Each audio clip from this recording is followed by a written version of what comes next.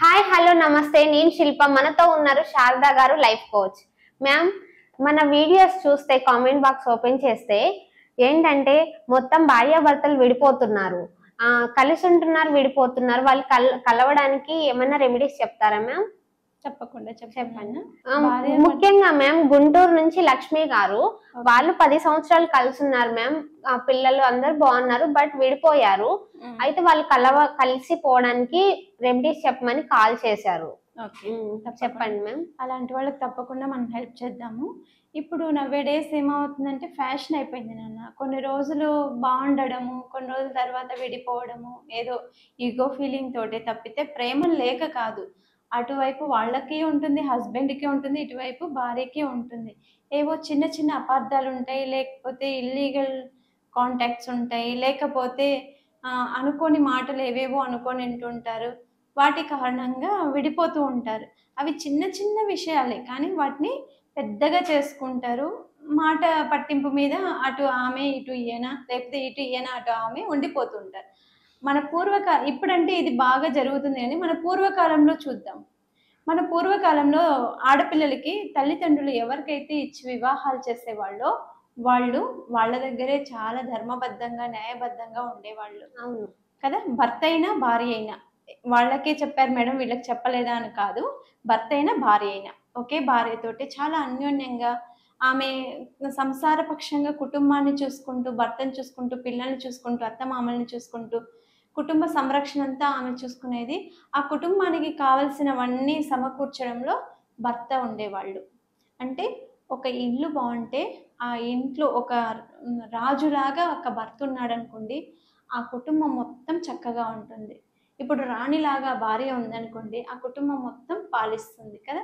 అవును. వాళ్ళిద్దరూ ఆ కుటుంబాన్ని పాలించే రాజు రాణి ఎవరైనా ఉన్నారా అంటే వాళ్ళ కుటుంబానికి వాళ్ళే భార్యాభర్తలే రాజు రాణులుగా భావించుకోవాలి. అవును.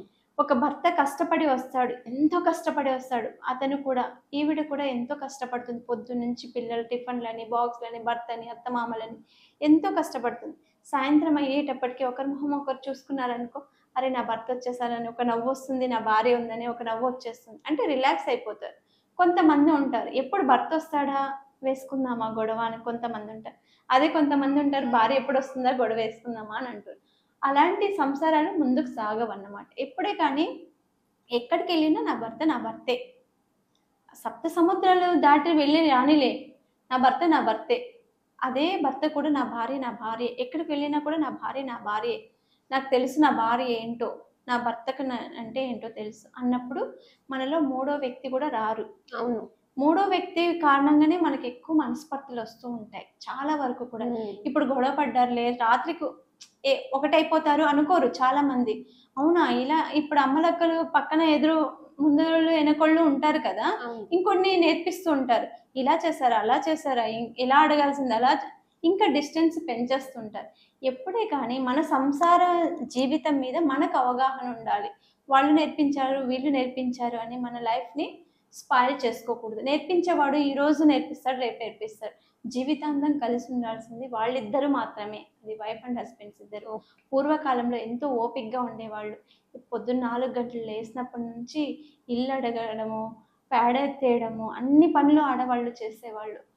డేస్ జాబ్స్ ఉన్నాయి ఆడవాళ్ళకు కూడా, కానీ వాళ్ళు టైర్డ్ అవుతున్నారు. కొంతమంది చాలా తెలివిగా మేనేజ్ చేస్తున్నారు. ఇక్కడ జాబ్ని మేనేజ్ చేస్తారు, ఇక్కడ పిల్లల్ని మేనేజ్ చేస్తారు, అక్కడ వాళ్ళ లైఫ్లో కూడా హ్యాపీగా ఉంటారు.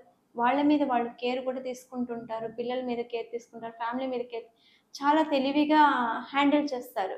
కొంతమంది ఏంటంటే మేము సంపాదిస్తున్నాం కదా, మేము ఎందుకు అణిగి ఉండాలని కొంతమంది అంటారు. నేను చూస్తున్నాను కదా నా భార్య మాట వినదని. ఈగో ఫీలింగ్స్ తోటి ఎక్కువ డైవర్స్ అయిపోతున్నాం.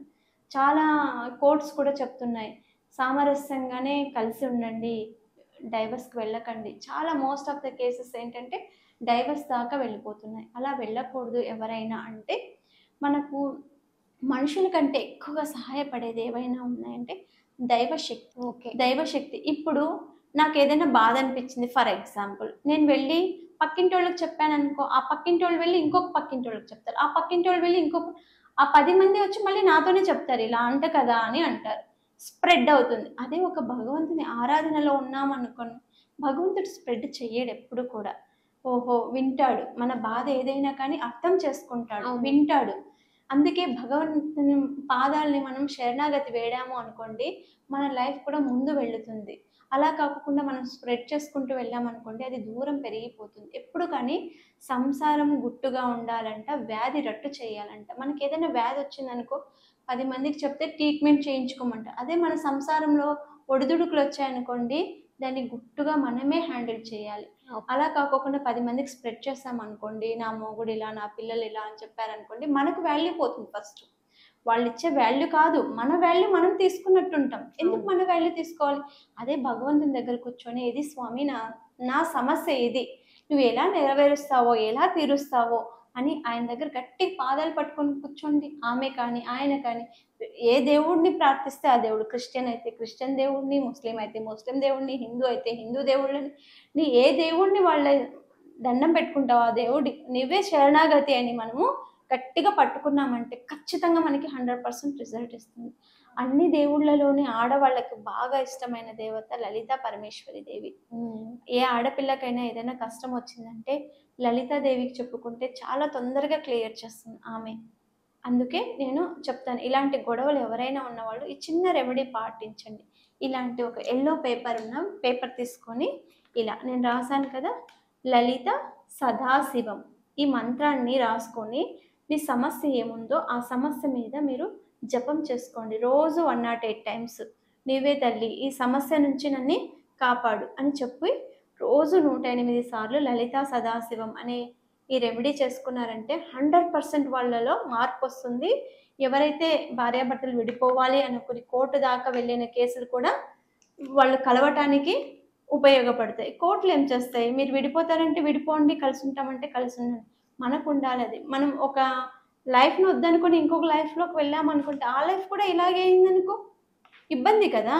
దానికంటే మనకున్న లైఫ్నే మనం జాగ్రత్తగా లీడ్ చేసుకుంటూ ఇలా డైవర్స్ కానీ ఇలాంటివి ఏవీ లేకోకుండా ఎక్కడైనా భార్య భర్త భర్తే అనుకొని అన్యోన్యంగా వెళ్ళాలంటే మాత్రము ఈ లలితా సదాశివం అని ఇలా ఎల్లో పేపర్ మీద రాసుకొని రోజుకు 108 సార్లు జపించడం వల్ల ఖచ్చితంగా వాళ్ళ కుటుంబంలో మార్పు వస్తుంది. వాళ్ళిద్దరూ కూడా కలుస్తారు. వాళ్ళ మధ్య ఉన్న ఎటువంటి మనస్పర్ధలైనా కానీ అవి నెరవేరుతాయి. అవి దూరం అయిపోయి వాళ్ళిద్దరూ కలవటానికైతే 100% ఛాన్స్ ఉంటాయి. ఇలాంటి ఏవైనా పర్సనల్ అపాయింట్మెంట్స్ కావాలంటే మనం ఖచ్చితంగా కాంటాక్ట్ అవ్వచ్చు. వాళ్ళకి ఎలాంటి డౌట్ ఉన్నా, వైవాహిక సంబంధమైన డౌట్స్ ఉన్నా కానీ, మ్యారేజెస్లో ఒడిదుడుకులు ఏవైనా జరుగుతున్నా కానీ, లేకపోతే ఎడ్యుకేషన్కి సంబంధించిన కానీ, హెల్త్కి సంబంధించిన కానీ ఎటువంటి ప్రాబ్లమ్స్ ఉన్నా కూడా మనల్ని కాంటాక్ట్ అవుతే వాళ్ళని పర్సనల్ కేర్ కింద తీసుకుంటాము.